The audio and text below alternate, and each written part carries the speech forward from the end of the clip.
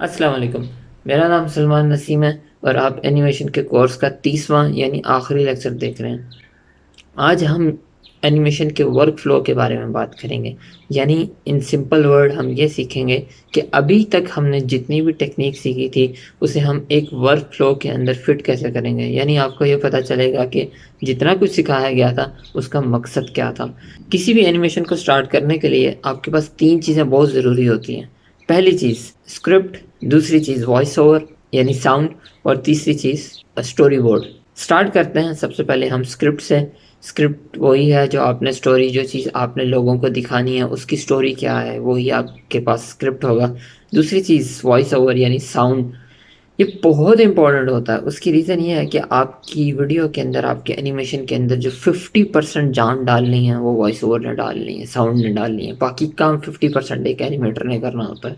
और तीसरी चीज़ story board. ये जब हम आगे वर्क फ्लो को समझेंगे तो आपको इसकी अहमियत पता चल जाएगी। इन नॉर्मल केस ये एक सीरीज़ ऑफ ड्राइंग्स होती हैं जिसमें ये दिखाया जाता है यानी स्केच किया जाता है कि आपके पास जो सीन्स हैं और आपके पास जो एनिमेशन है वो किस तरह से चलेंगे। जब आपके पास ये तीनों चीज़ें आ गई, हो सकता है बहुत सारे लोग स्टोरी बोर्ड ना बना सकते हो, तो ठीक है, 2 चीज़ें तो उनके पास होंगी। उसके बाद आपने ये एनालाइज करना होता है कि आपके सीन के अंदर आपकी जो पूरी वीडियो है, जो पूरी एनिमेशन है, उसके अंदर कौन कौन से करैक्टर यूज़ होंगे और कौन कौन से एसेट्स आपको रिक्वायर्ड होंगे।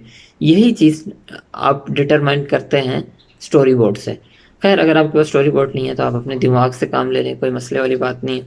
तो चलिए करैक्टर से स्टार्ट करते हैं। हमने 3 करैक्टर जनरेटर किए हैं। हमने सबसे पहले मेक ह्यूमन किया था, फिर उसके बाद हमने मैनुअल बैस्टोनी किया था, और उसके अलावा हमने जो सबसे फिट किस्म का था, जो ब्लेंडर के अंदर सबसे ज़बरदस्त चलता है, उसका नाम था सीजी कुकी फ्लैक्स रिग। तो ये 3 करैक्टर जनरेटर थे। एक और करैक्टर जनरेटर का मैं आपको नाम बता देता हूँ, वो है अडोब फ्यूज़। ये अडोब पोलो का एक सॉफ्टवेयर है, एक टूल है जो कि फ्री है। आप उससे जाके करैक्टर जनरेट कर सकते हैं, बहुत ईजी है। अगर आप कोई भी करैक्टर जनरेटर यूज़ नहीं करना चाहते या फिर आपका करैक्टर ऐसा है कि वो करैक्टर जनरेटर से नहीं बन सकता, तो फिर आपको मॉडलिंग के ज़रिए या फिर स्कल्पटिंग के ज़रिए करैक्टर बनाना पड़ेगा। आपके पास करैक्टर रेडी हो गए। अब हमने किधर जाना है, अब हमने इसको रिग करना है। हमने जितने भी करैक्टर जनरेटर किए थे उसमें सब में साथ रिग हुआ हुआ करैक्टर आता है। अगर आपके पास, आपने मॉडलिंग से करैक्टर बनाया है या फिर आपने कोई करैक्टर डाउनलोड किया है, आप उसे यूज़ करना चाहते हैं और उसके अंदर रिग नहीं है, तो आपको उसे खुद रिग करना पड़ेगा। रिगिंग के बेसिक मैंने करवाए हुए हैं। इसके अलावा अगर आप अपने रिगिंग को इम्प्रूव करना चाहते हैं तो रिगीफाई एक एड ऑन है, उसको डाउनलोड कर लें और उससे सीखें, आपको बहुत सारी वीडियोस मिल जाएंगी। आपके पास करैक्टर तैयार हो गए, आपके करैक्टर की रिग तैयार हो गई। अब हमने आगे जाना है एनिमेशन की तरफ। एनिमेशन के लिए मैंने आपको मैक्सिमा वाला एक फेमस लेक्चर करवाया था जिसके अंदर आपको बहुत सारे एनिमेशन बने बनाए मिल जाते हैं और प्लस आपको रिग भी बनी बनाई मिल जाती है। तो अगर आप उसको यूज़ करना चाहते हैं तो बहुत अच्छी बात है। अगर आप उसे यूज़ नहीं करना चाहते तो आपको एक एक चीज़ को एनिमेट करना पड़ेगा। जिस तरह से आप अपने करैक्टर को लेके चलते हैं, उसको वॉक करवाते हैं या फ्लाई करवाते हैं, ये जो भी चीज़ें करवाते हैं वो आपको वैसे ही लेके चलना पड़ेगा। आपको खुद ही एनिमेट करना पड़ेगा और मोस्टली आपको उसमें की फ्रेम ही यूज़ करने पड़ेंगे। आपके पास एनिमेशन तक सब चीज़ें तैयार हो चुकी हुई हैं। अब हमने एसेट्स की बात करनी है, हमने इन्वायरमेंट के ऊपर जाना है कि इर्द गिर्द हमने क्या चीज़ें दिखानी है। इर्द गिर्द हमने जो भी चीज़ें दिखानी है उसके लिए मैंने आपको वेबसाइट्स बताई थी। अगर आपको अपने एसेट्स वहाँ से मिलते हैं तो बहुत अच्छी बात है। अगर आपको नहीं मिलते तो आपको खुद मॉडल करने पड़ेंगे। अगेन यहाँ पे आपके मॉडलिंग स्किल्स आ जाते हैं जो कि आपको प्रैक्टिस से ही आ सकते हैं।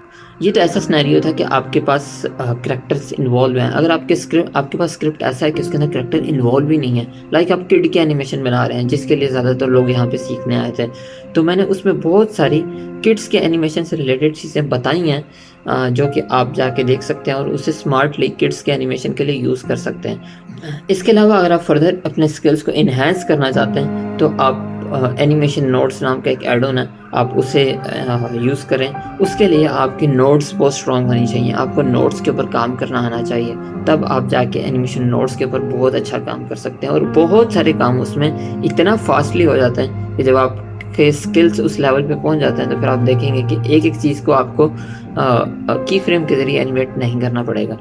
खैर, तो वापस आते हैं एनवायरनमेंट के अंदर। एनवायरनमेंट के अंदर आपने इर्द-गिर्द की सब चीज़ें बना ली।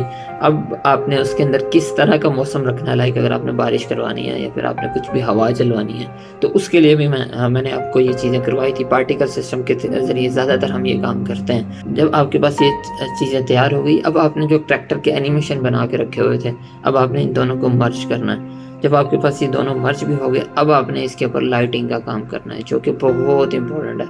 आपने जितनी भी मेहनत की है, इस सब में जान आपकी लाइटिंग डालेगी। और लाइटिंग को समझने के लिए आपको नेचर को समझना पड़ेगा कि नेचर किस तरह से लाइट्स को यूज़ करती है। अगर आपने एक कमरे का सीन दिखा रहे हैं, आपको समझना पड़ेगा कि उसमें लाइट सोर्स आपने कहाँ पे रखने हैं, उसको नेचुरल कैसे बनाना है। और इसके अलावा लाइटिंग ऐसा सब्जेक्ट है, कभी आप किसी एनिमेशन फिल्म के एंड में देखें तो 20 से 25 बंदे सिर्फ लाइटिंग के ऊपर काम करते हैं, क्योंकि ये बहुत इंपॉर्टेंट होती है। तो आप इसके ऊपर ज़रूर टाइम लगाएं। जब आपके लाइटिंग भी हो गई और सारे काम हो गए, अब आपने फाइनली सिर्फ इसको रेंडर करना है। रेंडरिंग करने के लिए अगर आपके पास हार्डवेयर अच्छा है तो वेल एंड गुड है, अगर नहीं अच्छा है तो आप कोई भी रेंडरिंग फर्म यूज़ कर लें। सेकंड लास्ट लेक्चर के अंदर मैंने करवाई थी। इस सब के बाद, रेंडरिंग के बाद, आपके पास इमेज फॉर्म में चीज़ें आ जाएंगी। तो अब आपके पास जो पीछे वॉइस ओवर पड़ा हुआ था और ये जो आपके पास इमेज आई है, अब आपने इन दोनों को मर्ज करना है, जिसे पोस्ट प्रोसेसिंग कहता है। इसको भी मैंने वीडियो एडिटिंग वाले लेक्चर में करवाया था। अब आपने इन दोनों को मर्ज कर दिया और इसे एक वीडियो बना दिया। तो इसके बाद कुछ भी नहीं है। आपके पास वीडियो बन चुकी होगी, आप उसे यूट्यूब पे अपलोड करें या फेसबुक पे अपलोड करें, ये आपके ऊपर डिपेंड करता है।